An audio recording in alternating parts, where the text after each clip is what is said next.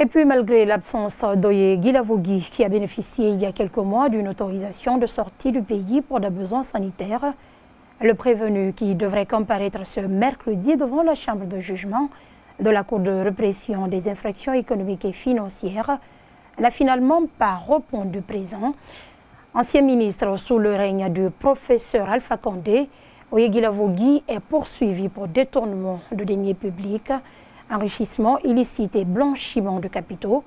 Son conseil étant également indisponible, il s'est fait représenter par procuration à travers un autre avocat qui a sollicité un renvoi. Une demande à laquelle le ministère public et la partie civile se sont opposés. Suivez Maître Ousmane Mansaré, Ali Touré, procureur spécial de la CRIEF, et Yagouba Conté, juge audiencier. Ils sont tous au micro d'Oumar Sow.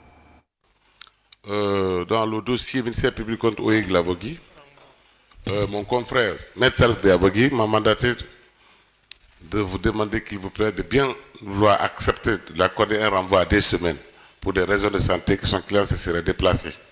Et qu'il a écrit au président et au parquet pour leur notifier cette demande de renvoi. On a permis à M. Guilavogui d'aller se faire soigner. Et il veut profiter de cette largesse pour faire avaler toutes sortes de fantaisies à la Cour.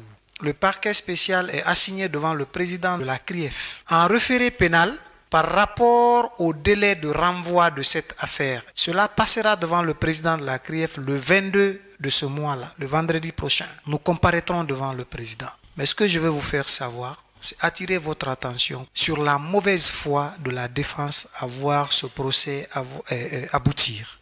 Moi, je voudrais que cette affaire, si elle doit être renvoyée, qu'elle le soit pour réquisition et plaidoirie. Le prévenu dans cette affaire est de très mauvaise foi. Il ne veut pas comparaître. Il avait eu la permission d'aller se faire soigner en Tunisie et de se retourner. Il y a de cela plus d'1 mois. Il n'est pas de retour et son avocat veut faire des demandes alors que son client n'est pas dans la salle. Ce qui n'est pas normal, Monsieur le Président. Maître Béa ne devrait même pas avoir la parole. La Cour rejette la demande de renvoi de Maître Salif Guilavogui, faisant objet des courriers respectivement en date du 14 février et 12 mars 2024, renvoie cette affaire au 3 avril 2024 pour évocation. Toujours sur le plan judiciaire, l'ancien ministre de la Défense nationale, Dr Mohamed Diané, également poursuivi pour détournement de deniers publics, enrichissement illicite et blanchiment de capitaux, a été appelé ce mercredi devant la chambre de jugement de la CRIEF. Une audience à l'issue de laquelle le prévenu, à travers son conseil, a sollicité un renvoi, demande suite à laquelle le parquet et la partie civile représentée par l'agent judiciaire de l'État n'ont pas trouvé d'objection. Suivez Maître Siré Clédorli, avocat de la défense, Maître Amadou Babin Camara de la partie civile, Marcel Malikoulare, substitut du procureur spécial, et Yagouba Conté, juge audiencier, des propos recueillis par Oumar Sow.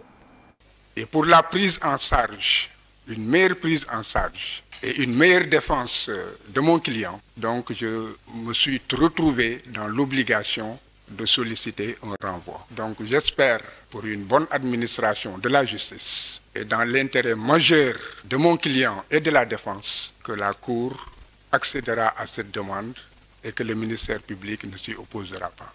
Puisque notre parquet s'est toujours montré respectueux des droits de la défense, et nous nous opposons nullement pas à cette demande, Monsieur le Président. Monsieur le Président, on ne s'oppose pas à la demande de renvoi, sauf à dire, Monsieur le Président, qu'aucun autre confrère n'est constitué aux côtés de Maître Clédorli, parce que les avocats guinéens qui étaient constitués s'étaient déportés pour défendre les intérêts de M. Mohamed Diané. La Cour renvoie cette affaire au 15 avril 2024 à la demande du conseil du prévenu et du prévenu lui-même pour évocation.